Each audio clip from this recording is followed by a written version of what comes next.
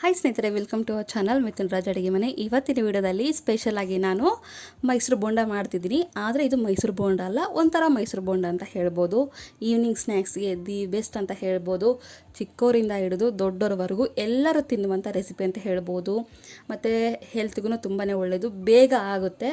ಒಂದು ಕಪ್ಪು ಮೈದಾ ಹಿಟ್ಟಿನಿಂದ ಆರಾಮಾಗಿ ಸೂಪರಾಗಿರುವಂಥ, ಬಾಯಿಗೆ ತುಂಬ ರುಚಿಯಾಗಿರುವಂಥ ಈ ಬೋಂಡನ ಮಾಡೋದು ಹೇಗೆ ಅಂತ ತಿಳಿಸ್ಕೊಡ್ತೀನಿ. ಆ್ಯಂಡ್ ಅದಕ್ಕಿಂತ ಮುಂಚೆ ನನ್ನ ಚಾನಲ್ನ ಮೊದಲನೇ ಬಾರಿ ನೋಡ್ತಿದ್ರೆ ಪ್ಲೀಸ್ ಎಲ್ಲರೂ ದಯವಿಟ್ಟು ಸಬ್ಸ್ಕ್ರೈಬ್ ಮಾಡ್ಕೊಳ್ಳಿ. ಪಕ್ಕದಲ್ಲಿರುವ ಬೆಲ್ ಬಟನ್ನ ಕ್ಲಿಕ್ ಮಾಡಿದರೆ ನಾನು ಯಾವಾಗ ವೀಡಿಯೋಸ್ ಹಾಕಿದ್ರು ನೋಟಿಫಿಕೇಷನ್ ಬರುತ್ತೆ. ಮೊದಲನೇದಾಗಿ ಒಂದು ಮಿಕ್ಸಿಂಗ್ ಬೌಲಿಗೆ 1 ಕಪ್ಪಷ್ಟು ಮೈದಾ ತೊಗೊಂಡಿದ್ದೀನಿ. ನೆಕ್ಸ್ಟ್ ಇದಕ್ಕೆ ಒಂದು 2 ಸ್ಪೂನಷ್ಟು ಕಡಲೆ ಹಿಟ್ಟು ಹಾಕ್ತಿದ್ದೀನಿ. 2 ಸ್ಪೂನ್ ಸಾಕು. 4 ಸ್ಪೂನಷ್ಟು ಮೊಸರು ಹಾಕ್ತಿದ್ದೀನಿ. 1 ಕಪ್ಪಿಗೆ 2 ಸ್ಪೂನಷ್ಟು ಕಡಲೆ ಹಿಟ್ಟು, 4 ಸ್ಪೂನ್ ಮೊಸರು ಹಾಕ್ತಿದ್ದೀನಿ. ಸ್ವಲ್ಪ ಶುಂಠಿ, 1 ಹೆಸರು ಕರಿಬೇವನ್ನ ಸಣ್ಣದಾಗಿ ಕಟ್ ಮಾಡಿಕೊಂಡು ಹಾಕಿದ್ದೀನಿ. ನೆಕ್ಸ್ಟ್ ಒಂದು 3 ಮೆಣಸಿನಕಾಯಿನ ಸಣ್ಣದಾಗಿ ಕಟ್ ಮಾಡಿಕೊಂಡು ಹಾಕ್ತಿದ್ದೀನಿ. ಒಂದು ಮೀಡಿಯಮ್ ಈರುಳ್ಳಿನ ತೊಗೊಂಡಿದ್ದೀನಿ. 1 ಕಪ್ ಮಾಡ್ತಿದ್ದೀವಲ್ಲ, ಅದಕ್ಕೋಸ್ಕರ ಒಂದು ಮೀಡಿಯಮ್ ಈರುಳ್ಳಿನ ತೊಗೊಂಡಿದ್ದೀನಿ.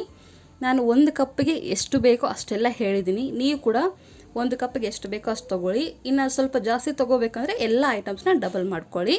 ಸ್ವಲ್ಪ ನೀರು ಹಾಕ್ಕೊಂಡು ಸ್ವಲ್ಪ ಪೇಸ್ಟ್ ಥರ ಮಾಡ್ಕೋಬೇಕು. ನೆನಪಿಲ್ಲಿ, ಜಾಸ್ತಿ ನೀರು ಹಾಕ್ಕೋಬೇಡಿ, ಸ್ವಲ್ಪನೇ ಹಾಕ್ಕೊಳ್ಳಿ. ಯಾಕೆಂದರೆ ಬ್ಯಾಟರ್ ಲೂಸ್ ಆಗಿಬಿಟ್ರೆ ಬೋಂಡ ಹಾಕೋಕ್ಕೆ ಬರೋದಿಲ್ಲ. ನಾನು ಮತ್ತೆ ಹೇಳ್ತಿದ್ದೀನಿ. ಅದಕ್ಕೆ ಆದಷ್ಟು ಸ್ವಲ್ಪ ನೀರು ಹಾಕ್ಕೊಳ್ಳೋಕ್ಕೆ ಟ್ರೈ ಮಾಡಿ. ಇನ್ನು ಸ್ವಲ್ಪ ಹಾಕ್ಕೊಂಡು ನೀಟಾಗಿ ಮಿಕ್ಸ್ ಮಾಡ್ಕೊತೀನಿ. ನಾವು ಮೈಸೂರು ಬೋಂಡ ಮಾಡಬೇಕಾದ್ರೆ ಕನ್ಸಿಸ್ಟೆನ್ಸಿ ಯಾವ ಥರ ಇರುತ್ತಲ್ಲ, ಸೇಮ್ ಅದೇ ಥರನೇ ಇರಬೇಕು. ಎಲ್ಲವನ್ನು ನೀಟಾಗಿ ಕಲಿಸ್ಕೊಂಡು ಒಂದು 5 ನಿಮಿಷ ಈ ಥರ ಬೀಟ್ ಮಾಡಬೇಕು. ಈ ಥರ ಎಷ್ಟು ಚೆನ್ನಾಗಿ ಬೀಟ್ ಮಾಡ್ತೀವಿ ಅಷ್ಟು ಚೆನ್ನಾಗಿ ಬರುತ್ತೆ. ರುಚಿಗೆ ತಕ್ಕಷ್ಟು ಉಪ್ಪು, ನೆಕ್ಸ್ಟು ಅಡುಗೆ ಸೋಡಾ ಹಾಕ್ತಿದ್ದೀನಿ. ಉಪ್ಪು ಅಡುಗೆ ಸೋಡಾ ಹಾಕಿದ ಮೇಲೆ ಕೂಡ ನೀಟಾಗಿ ಕಲಿಸ್ಕೊಂಡು ಇದನ್ನು ಒಂದು 10 ನಿಮಿಷ ನೆನೆಯಕ್ಕೆ ಬಿಡೋಣ. ನೋಡಿದ್ರೆ ಕನ್ಸಿಸ್ಟೆನ್ಸಿ ಇಷ್ಟ ಆದರೆ ಸಾಕು. ನೆಕ್ಸ್ಟ್ ಇದನ್ನು ನೆನೆಯೋಕ್ಕೆ ಬಿಡ್ತೀನಿ. ಇಷ್ಟರೊಳಗೆ ನಾವು ಚಟ್ನಿ ಪ್ರಿಪೇರ್ ಮಾಡೋಣ. ಸಿಂಪಲ್ ಆಗಿರುವಂಥ ಚಟ್ನಿ. 1 ಕಪ್ಪಷ್ಟು ಫ್ರೆಶ್ ಆಗಿರುವಂಥ ಕೊಬ್ಬರಿ ತೊಗೊಂಡಿದ್ದೀನಿ.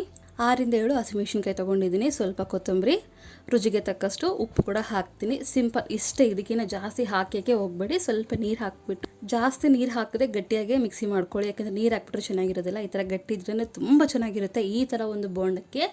ಅದಕ್ಕೆ ಪರ್ಟಿಕ್ಯುಲರಾಗಿ ಹೇಳ್ತಿದ್ದೀನಿ, ನೀರು ಜಾಸ್ತಿ ಹಾಕ್ಕೊಳ್ಳದೆ ಈ ಥರ ಮಿಕ್ಸಿ ಮಾಡ್ಕೊಂಡ್ರೆ ಸಾಕು. ಈ ಮಿಕ್ಸಿ ಮಾಡೋಷ್ಟ್ರೊಳಗೆ ಇದು ಕೂಡ ನಿಂದಿರುತ್ತೆ. ನೋಡಿದ್ರೆ ಕನ್ಸಿಸ್ಟೆನ್ಸಿ ಹಿಂಗೆ ಇರಬೇಕು. ಇಷ್ಟಾದರೆ ಸಾಕು. ತೀರಾ ಗಟ್ಟಿಗೆ ಆಗಿಬಿಟ್ರೆ ಏನಾಗುತ್ತೆ, ಬೋಂಡ ಸರಿ ಉಬ್ಬೋದಿಲ್ಲ. ಅದಕ್ಕೋಸ್ಕರ ಹೇಳ್ತಿದ್ದೀನಿ. ನೋಡಿದ್ರೆ ಈ ಥರ ಕೈಯಿಂದ ಈ ಥರ ಹಾಕಬೇಕು. ಈ ಥರ ಇನ್ನೊಂದು ಸರಿ ತೋರಿಸ್ತಾ ಇದ್ದೀನಿ. ಇಷ್ಟು ಹಾಕ್ಬಿಟ್ರೆ ಸಾಕು. ಈ ಕಡೆ ಎಣ್ಣೆ ಕೂಡ ಕಾಯೋಕ್ಕೆ ಇಟ್ಟಿದ್ದೀನಿ ನಾನು.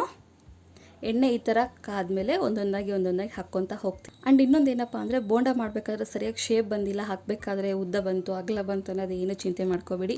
ಹೆಂಗೆ ಹಾಕಿದ್ರೂ ಸೂಪರಾಗಿರುತ್ತೆ. ಆ್ಯಂಡ್ ಒಂದು ವೇಳೆ ನಿಮಗೆ ಈ ಥರ ಉಬ್ಬಿಲ್ಲ ಅಂದರೆ ಸೋಡಾ ಪುಡಿ ಕಡಿಮೆ ಹಾಕಿರ್ತೀರ. ಒಂದು ವೇಳೆ ನೀರಿಗಾದರೆ ಹಿಟ್ಟು ಸ್ವಲ್ಪ ಕಡಲೆ ಹಿಟ್ಟು ಹಾಕ್ಕೊಂಡು ಅಡ್ಜಸ್ಟ್ ಮಾಡ್ಕೊಳ್ಳಿ. ಈ ಥರ ಎಲ್ಲ ಹಾಕಿದ ಮೇಲೆ ಒಂದು ಬಾಣಲಿಗೆ ಎಷ್ಟಾಗುತ್ತೋ ಅಷ್ಟು ಹಾಕ್ಕೊಂಡು ನೀಟಾಗಿ ಈ ಥರ ಫ್ರೈ ಮಾಡ್ಕೊತಾ ಹೋದರೆ ಎಲ್ಲ ಕಡೆಯೂ ಈವನ್ನಾಗಿ ನೀಟಾಗಿ ಫ್ರೈ ಆಗುತ್ತೆ. ನೋಡಿದ್ರೆ ಎಲ್ಲವೂ ಆಗಿದೆ. ಇವಾಗ ಒಂದು ಪ್ಲೇಟಲ್ಲಿ ಹಾಕ್ಕೊತೀನಿ. ಎಷ್ಟು ಸಿಂಪಲ್ ಅಂದರೆ 10 ನಿಮಿಷ ಸಾಕು. ನಾನು ಮತ್ತೆ ಹೇಳ್ತಿದ್ದೀನಿ. ಒಂದು ವೇಳೆ ಈ ಥರ ಉಬ್ಬಿಲ್ಲ ಅಂದರೆ ಸೋಡಾ ಪುಡಿ ಕಡಿಮೆ ಆಗಿರುತ್ತೆ. ಒಂದು ವೇಳೆ ನೀರಿಗಾದರೆ ಕಡಲೆ ಹಿಟ್ಟು ಹಾಕ್ಕೊಂಡು ಅಡ್ಜಸ್ಟ್ ಮಾಡ್ಕೊಳ್ಳಿ. ಇವಾಗ ಒಂದು ಪ್ಲೇಟಲ್ಲಿ ಎತ್ತಿಟ್ಕೊತೀನಿ. ಈ ಕೂಡ ಎತ್ತಿಟ್ಕೊಂಡು ಚಟ್ನಿಗೆ ಸರ್ವ್ ಮಾಡ್ಕೊಂಡು ತಿಂದರೆ ಸೂಪರಾಗಿರುವಂಥ ಬೋಂಡ ರೆಡಿಯಾಗುತ್ತೆ. ಸಿಂಪಲಾಗಿ ಕಡಲೆ ಹಿಟ್ಟು ಮನೇಲಿರುತ್ತೆ, ಮೈದಾ ಹಿಟ್ಟು ಮನೇಲಿರುತ್ತೆ, ನೆನೆಸ್ಬೇಕು ಮಾಡಬೇಕು ಅನ್ನೋದು ಏನಿಲ್ಲ. 10 ನಿಮಿಷದಲ್ಲಿ ಸೂಪರಾಗಿರುವಂಥ ಸಂಜೆಯ ಸ್ನ್ಯಾಕ್ಸ್ ಬೋಂಡ ರೆಡಿಯಾಗುತ್ತೆ. ಈ ರೆಸಿಪಿ ಇಷ್ಟ ಆಗುತ್ತೆ ಅಂದ್ಕೊಂಡಿದ್ದೀನಿ. ಇಷ್ಟ ಆದರೆ ಏನು ಮಾಡಬೇಕು ಗೊತ್ತಾಗಿಲ್ಲ, ಪ್ಲೀಸ್ ನನ್ನ ಚಾನಲ್ನ ಲೈಕ್, ಶೇರ್ ಆ್ಯಂಡ್ ಸಬ್ಸ್ಕ್ರೈಬ್ ಮಾಡ್ಕೊಳ್ಳೋದನ್ನು ಮಾತ್ರ ಮರಿಬೇಡಿ. ಓಕೆನಾ? ಮುಂದಿನ ವಿಡಿಯೋದಲ್ಲಿ ಮತ್ತೆ ಸಿಗ್ತೀನಿ. ಎಲ್ಲರಿಗೂ ಟೇಕ್ ಕೇರ್, ಬಾಯ್.